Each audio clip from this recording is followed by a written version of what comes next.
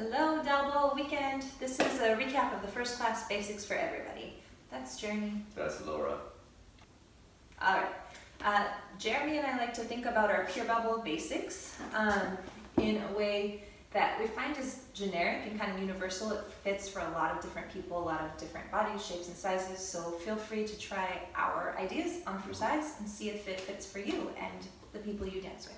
Yeah, so what we're going to do to start is let's all do the same basic.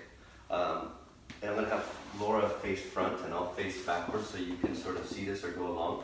Let's all do the leader's half of the basic. So everybody's going to go back with the left foot. Yeah. Should we talk about the offset first? Yeah. So Jeremy and I like to think about having our feet offset. We have our left foot forward, left foot for him, right foot back. Yes. And this way we can kind of keep our right side out of our partner's space. So we're still able to connect forward. You'll notice that our shoulders match and our hips match our feet. So our body isn't square, but it's a little bit shifted in this diagonal shape. Our basic looks like this. If we both go back on the left foot, we've got A 1, step, offset, 3, ladder, 4, 5, offset, 6, 7, 8. 1, 2, 3, 4, 5, 6, 7, 8. These are the leads numbers. If we do the follows numbers, it looks like this, beginning forward with the right foot. 5, 6, 7, 8. 1, 2, offset, 3, 4, 5, 6, 7, 8. 1, 2, 3, 4, 5, 6, 7, 8. A couple of things you'll notice about our basic is we like to slide our feet shuffling for Balboa. We slide the foot onto the step, so you'll notice we're sliding the free foot until we make a weight change, and then we might slide the free foot onto the step, and we might also slide the next foot off the step.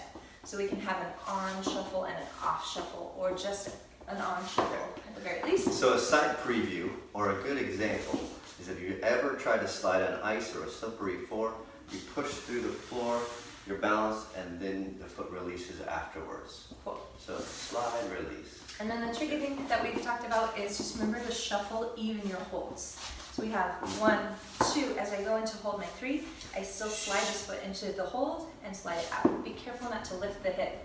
Often called an uphold basic. We like to call it a gather basic, but just be careful not to lift. Yeah. So if you watch us with our holds, anytime we go forward, we let that free foot hold behind, so we keep this offset. Anytime we go back, we let the free foot hold in front, so it's still offset. Yeah. About connection. When we like to connect our feet, again, our offset, I come sort of forward and my right shoulder is back leader, so my right shoulder does not bump my follower's chin. Thank you. So I come in, sort of go this way. Of course, I don't approach that way. But if you can see this angle, with this angle, it gives room for my follow to step forward with the left foot. If I step forward, my right foot blocks my follow. So I love the feeling that Jeremy gives me in that I don't feel like his shoulder's in my space or even his right side is pushing at me.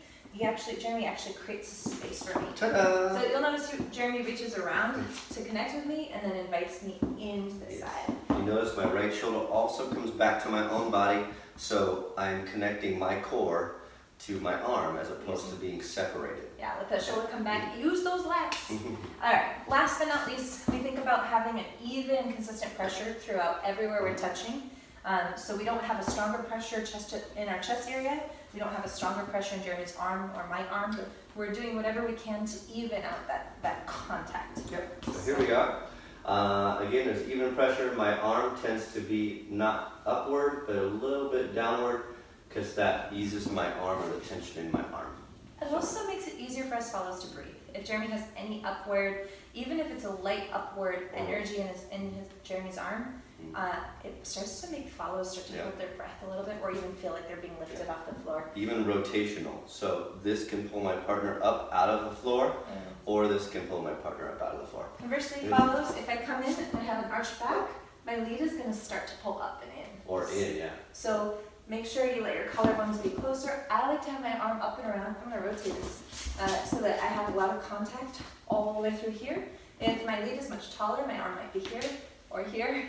I may sometimes hold on the back of the bicep. I prefer to hold here if my lead is much taller. So I let my arm go around. Just be careful that you don't clamp this arm. Again, even pressure, but not a strong pressure point there.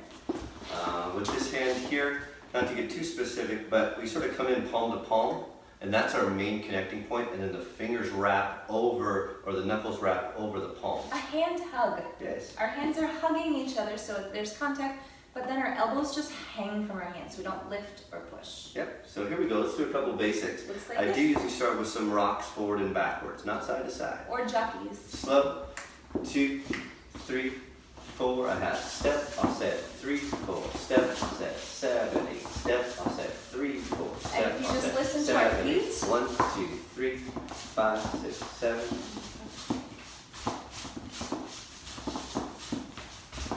Hopefully you can hear our feet shuffling at that point. So we have shuffling on every beat. Also, you might hear our heels clicking because we're not holding ourselves off our heels. We're relaxing our legs and dropping down.